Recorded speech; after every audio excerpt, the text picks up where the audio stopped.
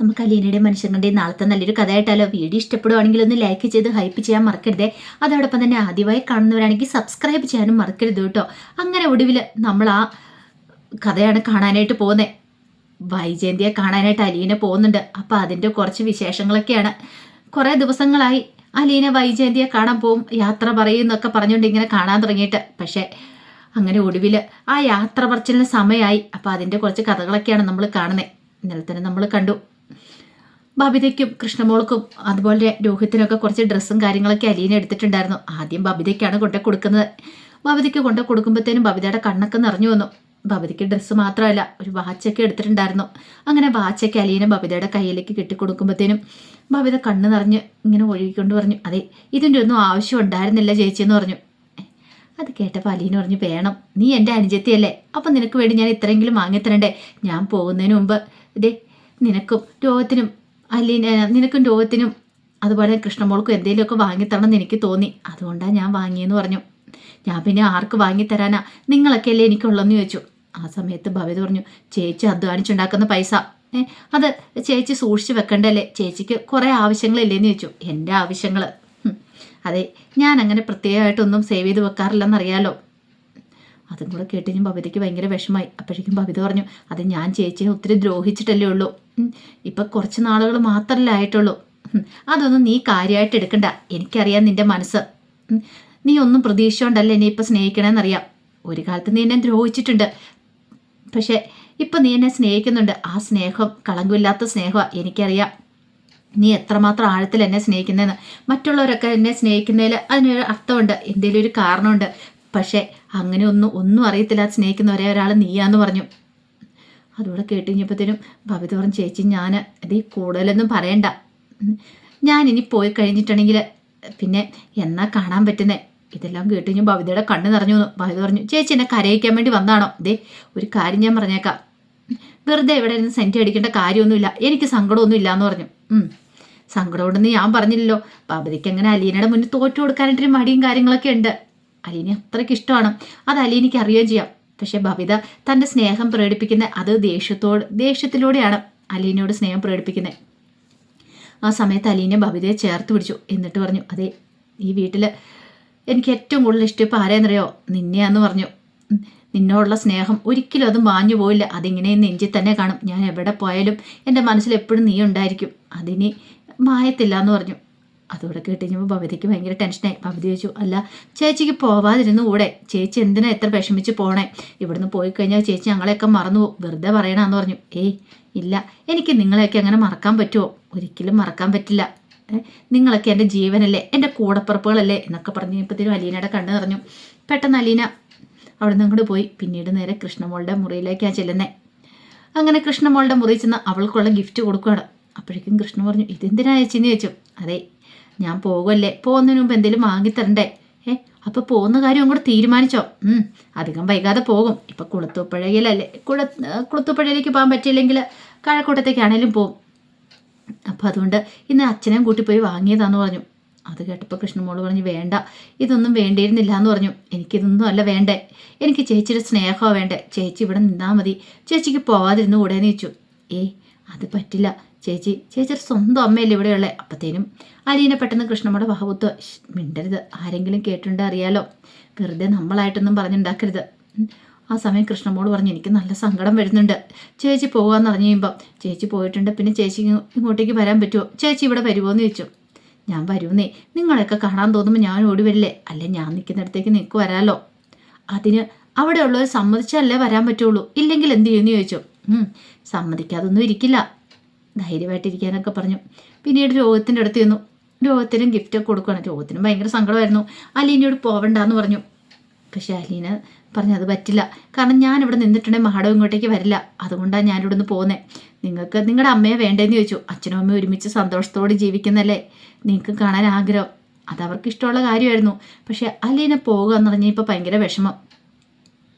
ഈ സമയത്ത് സ്റ്റാൻലി അവധക്കുട്ടിച്ചാനെ വിളിച്ചു. അവധക്കുട്ടിച്ചാനെ വിളിച്ചിട്ട് ഇങ്ങോട്ടേക്കൊന്ന് വരണം എന്നൊക്കെ പറയണം. അങ്ങനെ ഒടുവിൽ അവധക്കുട്ടിച്ചായം വന്നു കഴിഞ്ഞപ്പോഴത്തേനും ആ ഫോട്ടോസും വീഡിയോസും ഒക്കെ കാണിക്കുന്ന അലീനയുടെ ശരിക്കും അയാൾ ഞെട്ടിപ്പോയി. തൻ്റെ മരിച്ചുപോയ ഭാര്യ അതേപടി മുന്നിൽ നിൽക്കുന്ന പോലെ അയക്കം തോന്നുവാണ്. ഈ സമയത്ത് സ്റ്റാൻലി പറഞ്ഞു, കണ്ടില്ലേ അപ്പച്ച, ഇതെൻ്റെ മോളാണ്, എനിക്കിനി ഒരു തെളിവിൻ്റെ ആവശ്യമില്ല. അവധിക്കെട്ടിച്ചാൻ ഒന്നും പറയാനില്ലായിരുന്നു. ഞാൻ അവളെ കൊണ്ടുവരാൻ തന്നെ തീരുമാനിച്ചു. ഇനിയിപ്പോൾ ആരൊക്കെ എന്തൊക്കെ പറഞ്ഞാലും ഞാൻ അവളെ ഇങ്ങോട്ട് കൂട്ടിക്കൊണ്ട് വരിക കുളത്തൂപ്പുഴയ്ക്ക്. അവൾ എൻ്റെ കൂടെ ഉണ്ടായിരിക്കണം എന്ന് പറഞ്ഞു. ഈ പറയുന്ന സ്റ്റാലിലേക്ക് 3 ആൺകുട്ടികളുള്ളത്. രണ്ടാമത് കല്യാണം കഴിച്ചതിൽ പെൺകുട്ടികൾ ആരുമില്ല. പക്ഷേ അലീനയെ കണ്ടപ്പോൾ മുതൽ മനസ്സ് വല്ലാത്തൊരു ടെൻഷനായിരുന്നു. വലിയ പട്ടാളക്കാരനോ വലിയ കണിച്ചക്കാരനോ ഒന്നും പറഞ്ഞിട്ട് കാര്യമൊന്നുമില്ല. മനസ്സെന്ന് പറയുന്ന ഒരു ഇത് എല്ലാവർക്കും ഉണ്ടല്ലോ. വിഷമങ്ങളും വേദനകളും ഒക്കെ എല്ലാവർക്കും സ്വാഭാവികമായിട്ട് ഉണ്ടാകുന്ന ഒന്നാണ്. സ്വന്തം മകളെ ആദ്യമായിട്ട് കണ്ടതിൻ്റെ പിന്നെ തൻ്റെ അമ്മയെ വെച്ച് വരച്ച പോലെയുള്ള ആ ഒരു മുഖം കൂടെ കണ്ടു കഴിഞ്ഞപ്പോൾ സഹിക്കാൻ പറ്റുന്നുണ്ടായിരുന്നില്ല സ്റ്റാലിലേക്ക്. പിന്നീട് അവധി കുടിച്ചാനോട് കാര്യങ്ങളൊക്കെ പറഞ്ഞു. അവധി കുടിച്ചാനും എതിർക്കാനായിട്ട് പറ്റിയില്ല. അങ്ങനെ ബാലേന്ദ്രനെ വിളിച്ചിട്ട് സ്റ്റാലി പറഞ്ഞു, എനിക്ക് അവളെ ഇങ്ങോട്ട് കൂട്ടിക്കൊണ്ട് വരണം, അധികം വൈകാതെ തന്നെ ഞാൻ അവളെ ഇങ്ങോട്ട് കൂട്ടിക്കൊണ്ട് വരുമെന്ന് പറഞ്ഞു. അത് കേട്ടപ്പോൾ മുതൽ ബാലേന്ദ്രന് നല്ല ടെൻഷൻ ഉണ്ടായിരുന്നു. പിന്നീട് അലീനയെ വിളിച്ചിട്ട് ബാലേന്ദ്രൻ പറഞ്ഞു, അതെ കുളത്തൂപ്പുഴയിൽ നിന്ന് വിളിച്ചിട്ടുണ്ടായിരുന്നു, നിന്നെ അവിടേക്ക് കൊണ്ടുപോകാനായിട്ട് അവർക്ക് താല്പര്യമാണ് പോലും. അത് കേട്ടപ്പോൾ അലീന പറഞ്ഞു, ആഹാ അപ്പം പിന്നെ ഇനിയിപ്പോൾ ഒരു പ്രശ്നമില്ലല്ലോ അച്ഛാ, ഇനിയിപ്പോൾ ഞാൻ കഴക്കൂട്ടത്തേക്ക് പോകേണ്ട കാര്യമില്ലല്ലോ. വേണ്ട, നീ കുളത്തൂപ്പുഴയ്ക്ക് പോയാൽ മതി. പിന്നെ അവിടെ ചെന്ന് കഴിയുമ്പോൾ എന്തെങ്കിലും പ്രശ്നമുണ്ടെങ്കിൽ നീ എന്നെ വിളിച്ചാൽ മതി, ഞാൻ വന്ന് നിന്നെ ഇങ്ങോട്ട് കൂട്ടിക്കൊണ്ട് വന്നാളെന്ന് പറഞ്ഞു. എന്ത് പ്രശ്നം? അല്ല അവിടെ നിൽക്കാൻ എന്തെങ്കിലും ബുദ്ധിമുട്ടുണ്ടെങ്കിൽ അതൊന്നും സാരമില്ല അച്ഛാന്ന് പറഞ്ഞു. പിന്നെ എനിക്ക് കൊല്ലപ്പള്ളി വീട് വരെ ഒന്ന് പോകണമെന്ന് പറഞ്ഞു. അതെന്തിനാ? അവിടെ പോയി എല്ലാവരുടെയും യാത്ര ചോദിക്കേണ്ട അച്ഛാ, ഞാൻ പോകുന്നതിന് മുമ്പ് യാത്ര ചോദിക്കേണ്ടതെന്ന് ചോദിച്ചു. അത് കേട്ടപ്പോൾ ബാലേന്ദ്രൻ ആകെപ്പാടെ സങ്കടമായിപ്പോയി. സ്വന്തം അമ്മയുടെ യാത്ര പറയാനായിട്ട് അവൾ പോകുന്നത് അച്ഛൻ്റെ അടുത്തേക്കാണ് പോകുന്നതെന്നുള്ള കാര്യം അവൾക്കറിയില്ലല്ലോ.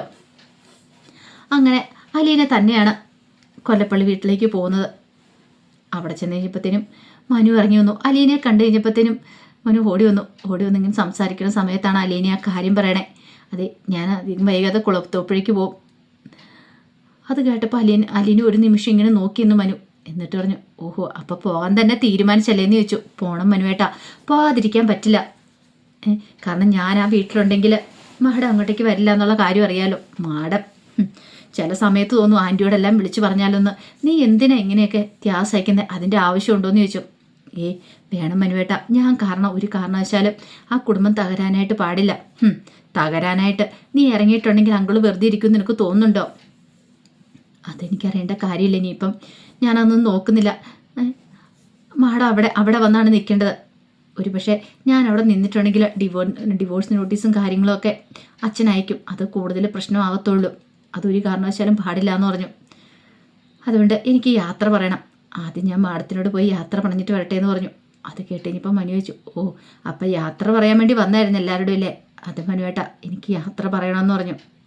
അപ്പം നീ എല്ലാവരുടെയും യാത്ര വരുന്നുണ്ട്, എന്നോടോന്ന് ചോദിച്ചു. അത് കേട്ട് കഴിഞ്ഞപ്പോഴത്തേനും അലീനയുടെ കണ്ണൊക്കെ നിറഞ്ഞു വന്നു. അപ്പം എന്നോട് നീ യാത്ര പറയുകയാണെന്ന് ചോദിച്ചു. അതെന്താ മനുവേട്ട അങ്ങനെയൊക്കെ പറയണേ? അല്ല, ഞാൻ ചോദിച്ചെന്നുള്ളെന്നും പറഞ്ഞുകൊണ്ട് മനുഷ്യങ്ങളൊന്നും മിണ്ടാതെ അകത്തേക്ക് അങ്ങോട്ട് കയറിപ്പോയി. അലീനയ്ക്ക് ഭയങ്കര വിഷമമായി. അങ്ങനെ പിന്നീട് അലീന വൈജയന്തിയുടെ മുറിയിലേക്ക് അങ്ങോട്ട് ചെല്ലുവാണ്. വൈജയന്തിയുടെ മുറിയിലേക്ക് എന്ന് കഴിഞ്ഞപ്പോഴത്തേനും വൈജയന്തി അലീന ഇങ്ങനെ നോക്കിയിട്ട് എന്താന്നുള്ള അർത്ഥത്തിൽ ഇങ്ങനെ നോക്കുകയാണ്. അപ്പോഴേക്കും അലീന പറഞ്ഞു, ഞാൻ യാത്ര പറയാൻ വേണ്ടി വന്നാന്ന് പറഞ്ഞു. ഓ, യാത്ര പറയാൻ വേണ്ടി വന്നാണോ? അതിൻ്റെ ആവശ്യമൊന്നുമില്ലായിരുന്നു. നീ ആ വീട്ടിൽ നിന്ന് പോയി തന്നാൽ മാത്രം മതിയായിരുന്നു. ഇത് കേട്ടപ്പോൾ അലീന പറഞ്ഞു, അതെ, എന്താണെങ്കിലും ഞാൻ അധികം വൈകാതെ പോകും. 2 ദിവസത്തിനുള്ളിൽ തന്നെ കടപ്പാട്ടിൽ നിന്ന് പോകും മാഡം. അത് പറയാൻ വേണ്ടി കൂടെ വന്നേ. അതെന്നോട് പറയേണ്ട കാര്യമൊന്നുമില്ല.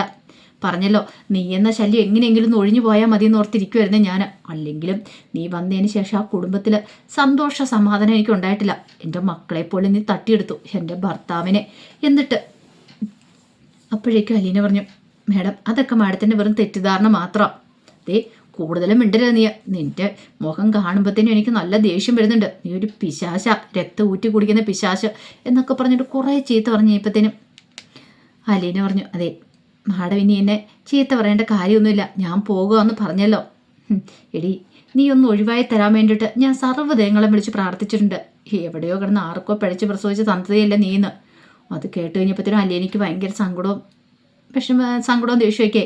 അലീന പറഞ്ഞു, മാഡം അതെ, കുറ്റപ്പെടുത്തുന്നതിന് മുമ്പ് മാഡം സ്വയം ഒന്ന് തിരിഞ്ഞു നോക്കുന്നല്ല എന്ന് പറഞ്ഞു. അപ്പോഴേക്കും വൈജയന്തി ഇങ്ങനെ അലീന ഇങ്ങനെ നോക്കുകയാണ്. കുറേ വർഷങ്ങൾക്ക് മുമ്പ് ആഗ്രയെ വെച്ച് നടന്നൊരു സംഭവം, അത് മാഡത്തിന് മറക്കാൻ പറ്റുന്നതാണോന്ന് ചോദിച്ചു. മാഡത്തിൻ്റെ ജീവിതത്തിൽ അങ്ങനെയൊക്കെ ഒന്നും ഉണ്ടായിട്ടില്ലേന്ന് ചോദിച്ചു. ഒരു നിമിഷം ഒരു ഞെട്ടലോടുകൂടി അലീനയെ നോക്കി. ഈ സമയത്ത് അലീന പറഞ്ഞു, ഞാൻ ആ വീട്ടിലേക്ക് വന്നതിന് ശേഷം ഇന്ന് വരെ മാഡത്തിൻ്റെ അമ്മയെന്ന് അമ്മയായിട്ടേ കണ്ടുള്ളൂ. എൻ്റെ അമ്മയുടെ സ്ഥാനത്ത് തന്നെയാണ് കാണുന്നത്. ഇപ്പോൾ പോകുന്ന സമയത്തും അങ്ങനെ തന്നെയാണ്. അതിനൊരു മാറ്റം ഉണ്ടാകാൻ പോകുന്നില്ല. എപ്പോഴാണെങ്കിലും മാഡം എൻ്റെ അമ്മ തന്നെയായിരിക്കും. മാഡത്തിന് എന്നെ മോളായിട്ട് കാണാൻ സാധിക്കില്ലെന്നറിയാം, പക്ഷെ എൻ്റെ അമ്മ തന്നെ ഇത് എന്ന് പറഞ്ഞു. അമ്മ ആരുടെ അമ്മ? മിണ്ടിപ്പോയേക്കരുത് നീ എന്ന് പറഞ്ഞു. അലീന പറഞ്ഞു ആയിക്കോട്ടെ, പക്ഷേ മാഡം എന്തൊക്കെ എന്നെ പറഞ്ഞു പറഞ്ഞാലും എൻ്റെ മനസ്സിൽ ആ സ്ഥാനം തന്നെയായിരിക്കും, ഒരമ്മയുടെ സ്ഥാനം തന്നെയായിരിക്കും മാഡത്തിന്. ഒരു പക്ഷേങ്കിൽ മാഡത്തിന് എൻ്റെ പ്രായത്തിലൊരു മോളുണ്ടെങ്കിൽ ഒന്ന് ചിന്തിച്ചു നോക്കാൻ പറഞ്ഞു. ആ സമയം വല്ലാത്തൊരിതോടുകൂടി അലീന ഇങ്ങനെ നോക്കുകയാണ് വൈജയന്തി. ആ സമയത്ത് അലീന പറഞ്ഞു, അതെ, തെറ്റുകളും കുറ്റങ്ങളും ഒന്നും പറ്റാത്ത ആരുമില്ല മാഡം ഈ ലോകത്ത്. പക്ഷേങ്കിൽ അത് തെറ്റാന്ന് മനസ്സിലായി അത് തിരുത്താൻ ശ്രമിക്കുമ്പോഴാണ് അവർ മനുഷ്യന്മാരാകുന്നതെന്ന് പറഞ്ഞു. പിന്നെ എവിടെയെങ്കിലും വെച്ച് എപ്പോഴേലും കാണണമെന്ന് മാഡത്തിന് തോന്നുവാണെങ്കിൽ എന്നെ ഒന്ന് വിളിച്ചാൽ മതി. കാണാൻ പറ്റുമോ എന്നറിയത്തില്ല, വരാൻ പറ്റുവാണെങ്കിൽ വരാമെന്ന് പറഞ്ഞു. പിന്നെ നിന്നെ കാണണമെന്ന് എനിക്ക് എൻ്റെ കൺമുന്നിൽ നിന്ന് പോയി തന്നാൽ മതി, നിന്നെ ഒരിക്കലും ഞാൻ കാണാൻ ആഗ്രഹിക്കില്ല എന്ന് പറഞ്ഞു.